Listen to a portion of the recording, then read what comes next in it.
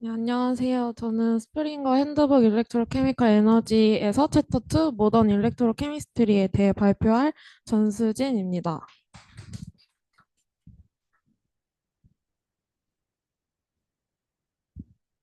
이번 챕터에서는 어, 근본적으로 일렉트로케미스트리가 뭔지와 그에 있어서 연력학적 그리고 동력학적 물질 전달 그리고 더블 레이어 저항 그리고 이러한 것들이 실험에서 어떻게 연결되는지 그리고 이러한 내용이 실제로 어떻게 활용되고 있는지에 대해 간략하게 나누려고 합니다.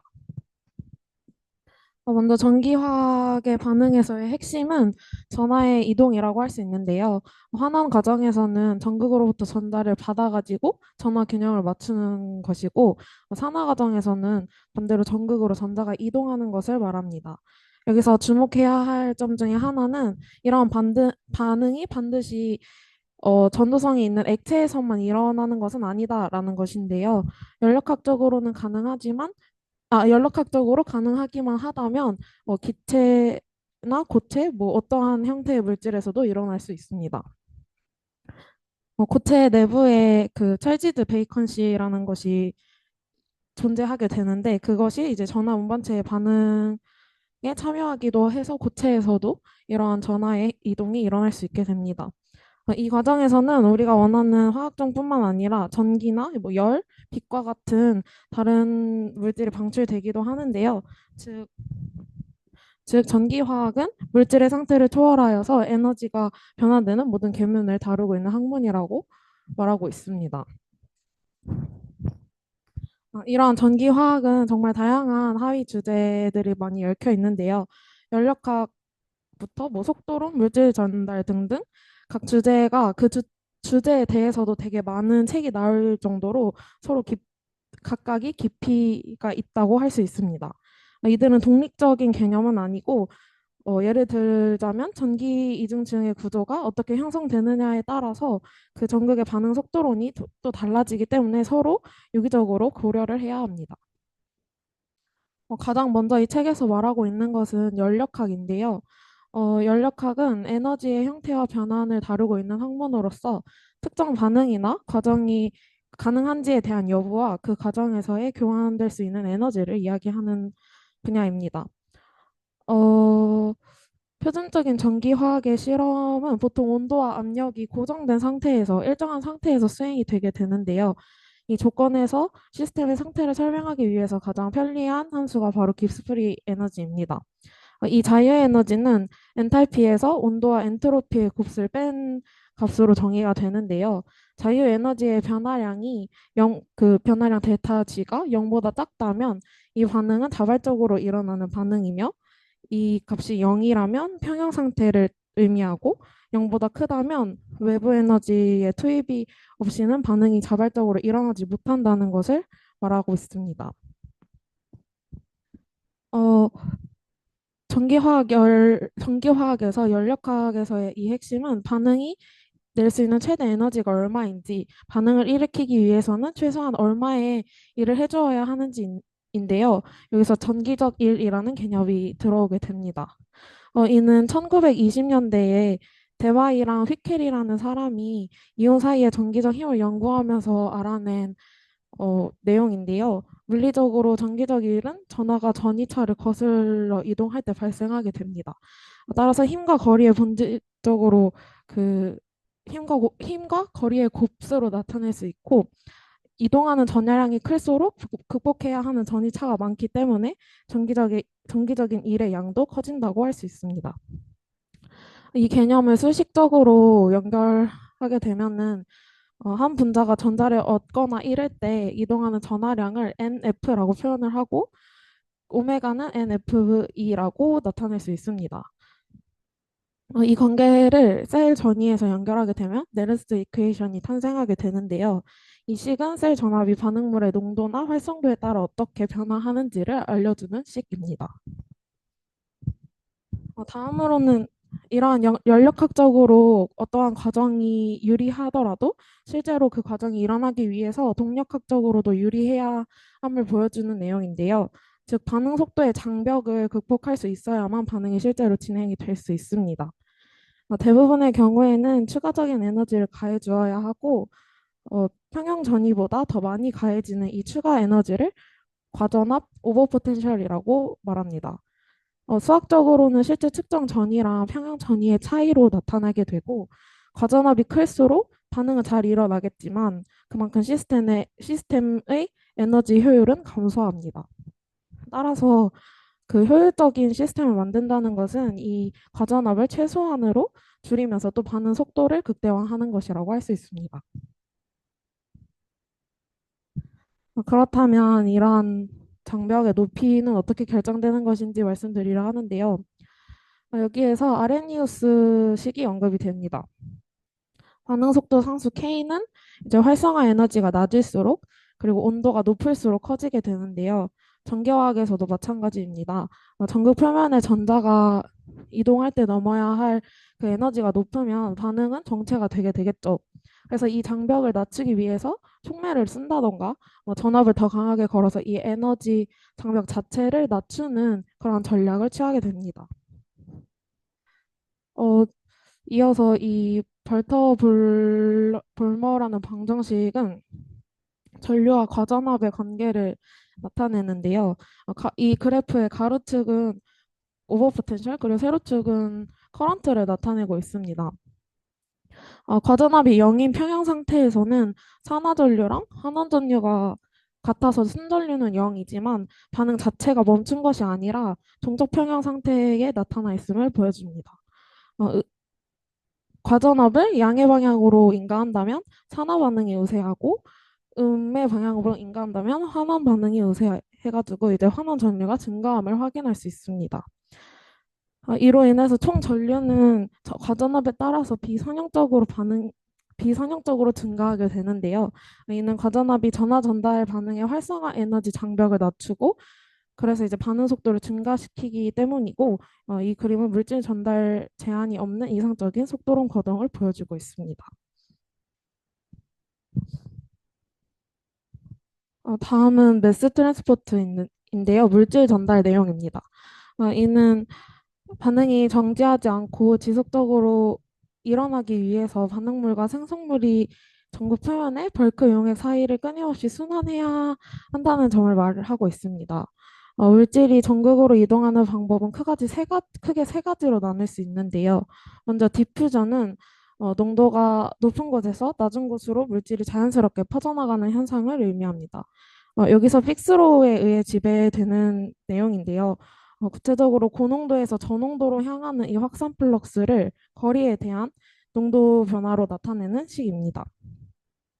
이 식은 시간이 지남에 따라서 어떻게 진행되는지는 픽스의 제2 법칙을 통해서 알 수 있습니다. 두 번째로 컨벡션인데요. 이는 유체 자체의 물리적인 흐름에 의해 물질이 운반되는 방식을 의미합니다. 유체의 흐름이 규칙적인 라미너 플로우가 있고 불규칙적인 터뷸런트 플로우가 있는데 어떠한 플로우인지에 따라서 예측 난이도가 달라집니다. 마지막으로 전기화학 시스템에서만 나타나는 마이그레이션인데요. 이는 전기장에 의해서 생성되는 그 이온들이 전극으로 끌려가거나 밀려나는 현상을 의미합니다. 효율적인 시스템을 만들기 위해서는 이 세 가지 흐름에 있어서 서로 경로상 그 저항들이 얼마나 최소화할 수 있느냐가 중요한 내용이 되겠습니다.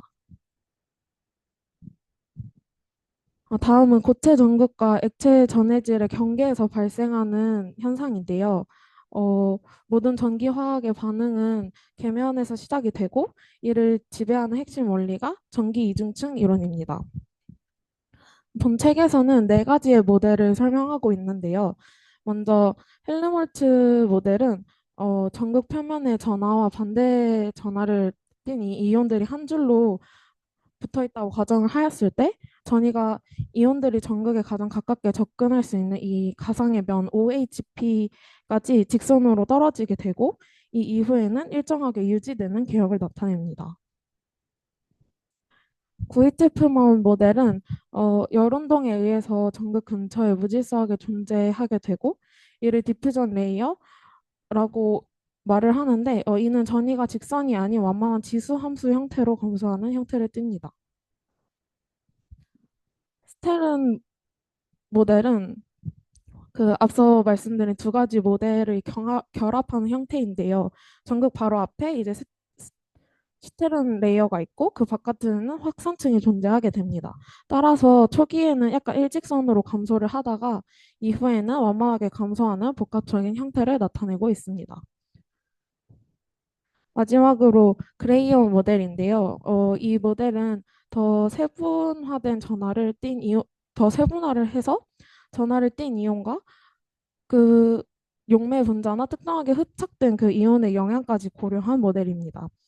이는 전극에 직접 흡착된 이온들이 위치하는 이 IHP라는 그 영역 근처에서 전이가 한번 꺾이고 요동치는 복잡한 분포를 나타냅니다. 이러한 전극과 전해질 사이의 그 계면에서의 상세한 모델과 그 특성 분석에 대한 내용은 추후에 다른 챕터에서 더 공부하게 될 예정입니다. 다음은 저항인데요. 전기화학 시스템의 효율을 결정하는 또 다른 물리적 변수입니다. 실제 셀에서는 재료 자체의 물리적 특성에 의한 저항 손실이 추가로 발생하게 되는데요. 전기화학 셀 구성은 각종 재료와 그 사이의 계면들이 가진 저항이 옴의 법칙에 따라 손실이 유발됩니다. 이는 사용할 수 있는 전기 에너지, 그 사용할 수 있는 에너지가 열 에너지로 전환되어 손실되는 과정을 의미하게 됩니다. 전기와 회로가 그 완성되기 위해서는 두 가지의 플로우가 모두 원활하게 이루어져야 하는데요. 먼저 전극과 회로를 통과하게 되는 일렉트로닉 플로우와 전해질과 분리막을 통과하는 이오닉 플로우가 있습니다. 이 두 경로 중 한 곳이라도 저항이 높아지게 된다면 병목 현상이 발생하기 때문에 이제 전체 반응 속도에 영향을 줄 수 있으므로 전자와 이온 두 구성 모두 낮은 저항을 확보하는 것이 공학적으로 중요하다고 볼 수 있습니다. 이러한 내용을 실제 실험 현장에서 어떻게 검증하고 있는지를 알려주는 그 모식도인데요. 실험 설계 시 가장 어려운 점이 특정 변수들 간의 상층 관계입니다. 이 그림은 전기화학 시스템에서 우리가 동시에 고려해야 하는 뭐 동역학, 물질 전달, 전자 이온 이러한 내용이 어떻게 연결되고 있고 충돌하는지를 보여줍니다. 키네틱 부분에서 보시면 전기화학 반응 속도가 기본적으로 촉매의 고유 활성과 전기화학의 그 표면적의 곱으로 결정이 되는데 이런 그 반응 속도를 일반적으로 높이기 위해서는 다공성 구도를 사용을 하게 됩니다. 하지만 이러한 구도는 동시에 물질 전달과도 연결이 되는데 다공성 전극이 공급률을 증가할수록 전극 내부의 전자가 이동하는 경로가 복잡해지기 때문에 전자 전조도가 나빠질 수 있다는 또 문제점을 지니게 됩니다. 이처럼 그림에 표시된 이 화살표가 각 요소들이 서로 독립적인 것이 아니라 하나를 최적화하면 또 다른 하나는 희생해야 하는 그러한 관계를 나타내고 있음을 의미합니다. 따라서 그 실제 전기화학 실험이나 장치 설계에서는 단일 요소를 극단적으로 좀 최적화한다기보다는 동역학이나 물질 전달 이러한 내용을 분리해서 이해를 하고 제어할 수 있는 실험 방법론이 중요하게 여겨지고 있습니다. 이러한 실험적 한계를 극복하기 위해서 최근 계산 과학도 많이 나타나고 있지만 실제 시스템에서의 실험은 여전히 가혹한 조건에 놓여져 있는데요. 어, 이런 다음과 같은 질문을 통해서 앞서 배운 내용들의 이론을 실험적으로 그 앞서 배운 내용을 반영하고 실험적으로 검증하게 됩니다. 마지막으로는 전기화학의 원리가 특정 재료나 좀 대규모 산업 공정에서 어떻게 적용되고 있는지에 대한 내용입니다. 고체 상태 이온 전도를 먼저 보시면 용액이 아니라 고체 내부에서 일어나는 이온 그리고 전자의 이동과 반응을 나타내고 있습니다. 이 솔리드 스테이트 이오닉스는 외부 반응물과 그 전하 전달보다는 고체 내부에서 전하가 어떻게 이동하고 또 균형을 이루게 되는지를 더 초점을 두고 있습니다. 이오닉 리퀴드에서는 전기화학에서 특히 전해질로 많이 연구가 되고 있는 물질인데요. 전기화학 분야에서 가장 널리 사용되는 이온성 액체 중 하나인 클로로알루미네이트 계열입니다. 이는 무기물과 유기물 모두를 잘 용해할 수 있어서 일반적인 전해질에서는 불가능한 화학 반응을 가능하게 할 수 있다는 장점을 지니고 있습니다. 또한 증기압이 거의 없고 진공 상태에서도 사용을 할 수 있다는 장점을 지녀서 좀 많이 사용되고 있으며 연력학적으로도 매우 안정합니다. 부식,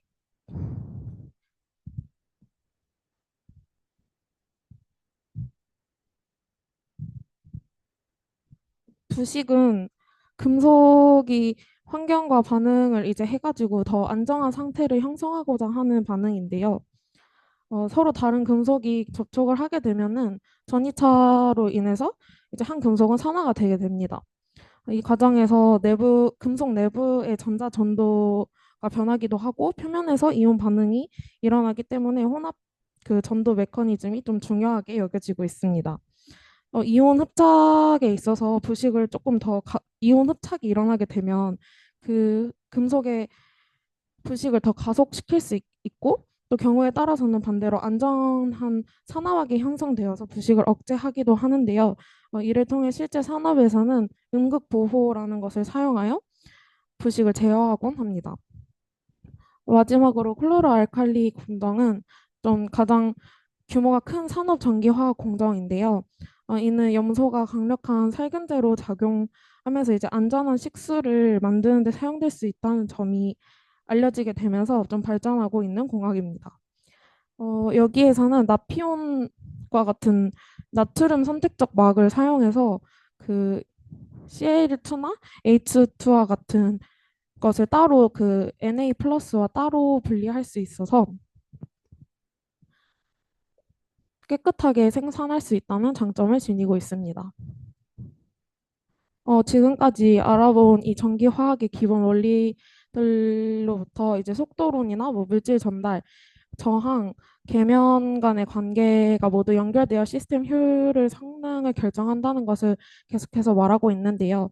이는 이론과 실험, 또 그리고 그 재료와 설계가 함께 고려될 때만 실제 장치에서 효율을 보일 수 있다고 합니다. 즉 전기화학은 단순히 화학 반응을 넘어서서 에너지를 효율적으로 전환하고 제어하는 학문이라고 할 수 있습니다. 감사합니다.